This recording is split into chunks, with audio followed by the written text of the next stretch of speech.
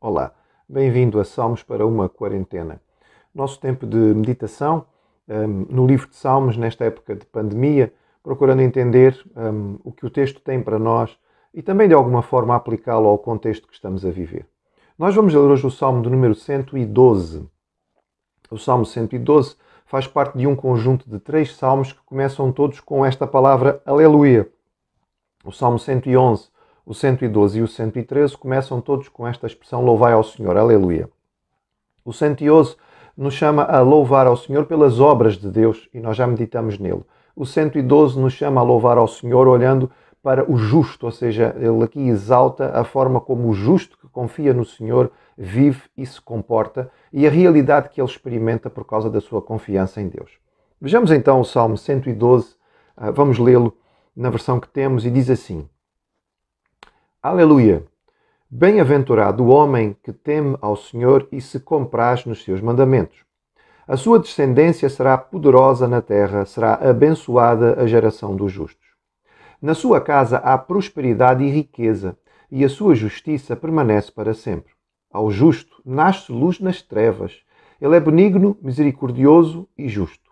Ditoso o homem que se compadece e empresta. Ele defenderá a sua causa em juízo. Não será jamais abalado, será tido em memória eterna. Não se atemoriza de más notícias. O seu coração é firme, confiante no Senhor. O seu coração bem firmado não teme, até ver cumprido nos seus adversários o seu desejo. Distribui, dá aos pobres. A sua justiça permanece para sempre e o seu poder se exaltará em glória. O perverso vê isso e se enraivece. Range os dentes e se consome. O desejo dos perversos perecerá. Podemos dizer que quem conhece o livro de Salmos é quase impossível começarmos a ler este Salmo e não nos lembrarmos imediatamente do Salmo do número 1, que começa exatamente com bem-aventurado, o homem que não anda segundo o conselho dos ímpios, mas que tem o seu prazer na lei de Deus. Este Salmo começa mais ou menos da mesma maneira, bem-aventurado o homem que teme ao Senhor e se compraz nos seus mandamentos. Portanto, o foco é novamente o mesmo, a lição é exatamente a mesma. É interessante percebermos que o justo, aquele que anda nos caminhos do Senhor, ele não apenas conhece a palavra de Deus. Ele não apenas tem entendimento intelectual da lei de Deus. Ele não apenas sabe citar ou interpretar corretamente a palavra de Deus. Ele tem prazer na palavra de Deus. Ele tem satisfação na palavra de Deus. Ele abre a Bíblia, ele procura a Bíblia, ele lê a Bíblia, ele medita na palavra com satisfação. Isso é algo que lhe dá alegria. Ele busca o tempo para poder fazer isto. Ele fica feliz quando dentro do seu dia não é, há oportunidade, há aquele momento em que ele pode parar para estar com a palavra do Senhor. E isto faz muita diferença. Não é apenas o seguir a virtude, mas o amar a virtude. Não é apenas o evitar o erro, mas o não sequer desejar o erro, porque tem o seu prazer na lei do Senhor. O versículo 2 nos fala sobre algo que é interessante, porque é diferente da nossa realidade ocidental hoje. Somos muito individualistas e pensamos demasiadamente no hoje. Enquanto que os povos orientais, e no texto bíblico nós encontramos isto com muita frequência, há uma preocupação sadia com a próxima geração, com a posteridade. E, portanto, aqui nos diz que uma boa maneira de nós garantirmos que a nossa posteridade será feliz é sendo nós mesmos justos e andando nos caminhos do Senhor, porque a nossa descendência será abençoada e herdará também este foco ou esta ênfase nas coisas de Deus. A prosperidade física, mencionada no versículo 3, é uma característica do povo de Deus no Antigo Testamento como sinal da bênção. Normalmente aquele que era rico, que era próspero, cuja vida estava a funcionar muito bem, era visto como alguém que era abençoado pelo Senhor. O contrário também, o pobre era visto como de alguma forma estar a ser castigado ou amaldiçoado. Sabemos que no Novo Testamento esta mentalidade, que foi levada a algum extremo, é combatida. Nós podemos continuar a dizer hoje em dia que o Senhor abençoa os seus e lhes dá condições de prosperar ou de ter o seu sustento. Isso é de forma mais ou menos geral, o que não quer dizer que todos os crentes vão ser ricos, de forma nenhuma. Mas o Senhor providencia para aqueles que são seus e lhes são fiéis. O versículo 4 em diante, 4 e 7 e 8, são versículos que nos falam sobre momentos de dificuldade, tempos difíceis, tempos de trevas, tempos de más notícias. E o texto diz claramente que o justo, aquele que anda com o Senhor, não tem medo das dificuldades, ele não tem medo das más notícias. Diz mesmo, e esta expressão é tão bonita, diz que ao justo nasce luz nas trevas, ou seja, no tempo de dificuldade, no tempo de escuridão, ele é abençoado de forma especial. E quando todos estão a choramingar ou a reclamar por causa das trevas, ele é iluminado.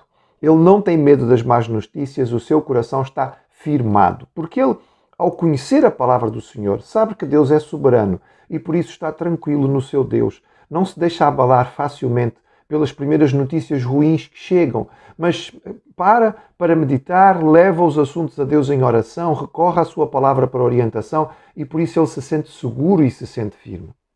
Outra característica bonita deste texto a respeito do justo, que também é uma ênfase muito grande do Antigo Testamento, encontramos isto nos livros de literatura, de sabedoria, é a generosidade daquele que é justo. Do texto diz claramente que ele é alguém que abençoa os que estão em dificuldade, que se compadece daquele que tem dificuldade, que empresta e mais do que isto, dá. Ele empresta ao que precisa e aos pobres ele distribui e dá. Porque ele mostra a abertura e a honestidade e a alegria do seu coração em oferecer. Ele é generoso naturalmente. No Novo Testamento nós encontramos a expressão de que o Senhor ama ao que dá com alegria.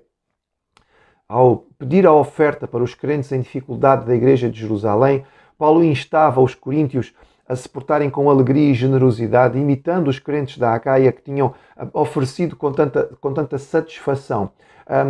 Lá de cima, os que eram da Macedónia, da mesma forma, tinham colaborado para abençoar a igreja em Jerusalém, indo além das suas capacidades para poder ajudar a igreja que estava em Jerusalém. O Senhor ama aquele que dá. Uma das características do justo é que ele, ao prosperar, ele não se concentra apenas na sua prosperidade, mas ele procura auxiliar os que estão à sua volta, dentro daquilo que são as suas necessidades. E desta forma ele acaba por ser uma bênção para todos aqueles que estão ao seu redor. Naturalmente, o perverso, ao ver tudo isto, fica confuso. O texto diz-nos que o perverso fica mesmo irado, ele fica zangado. Ele fica irritado com a prosperidade do justo e também com a sua generosidade, porque ele não a entende.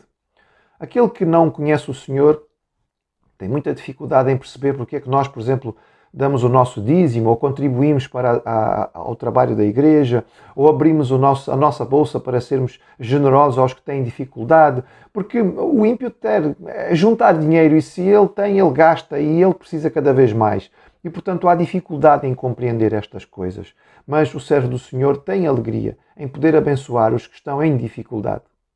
Este salmo, nesta realidade em que estamos a viver, evidentemente que tem aplicações muito diretas. Por um lado, nós podemos dizer que aqueles que estão firmados no Senhor olham para este tempo de pandemia, de dificuldade, de escuridão, digamos assim, da humanidade e não teme, não se assusta, porque a sua confiança está no Senhor e, no seu caso, a luz nasce nas trevas. Ele não tem as más notícias, mas ele descansa no Pai. Pode ser incomodado como qualquer pessoa, porque é gente, não é? Somos pessoas também. Ficamos um bocadinho frustrados, psicologicamente podemos ser um pouco abatidos, mas a nossa confiança está em Deus. A nossa alegria está no Senhor e não depende de coisas externas ou de circunstâncias que estejam à nossa volta. Por outro lado, aquele que é justo e que o Senhor tem abençoado com algum tipo de prosperidade. Neste tempo de dificuldade de tanta gente, ele se compadece, ele olha os que estão em dificuldade e ele abençoa aqueles que precisam. Este é um ensino claro da palavra de Deus que faz muito sentido neste momento em que vivemos uma época em que tanta gente está a lutar com bastante dificuldade. É próprio daquele que conhece o Senhor abençoar com aquilo que o Senhor nos tem dado e nos tem abençoado. Desta forma, nós nos assemelharemos àquele que a palavra do Senhor diz que é bem-aventurado, cuja descendência será também bem-aventurada e abençoada as suas gerações.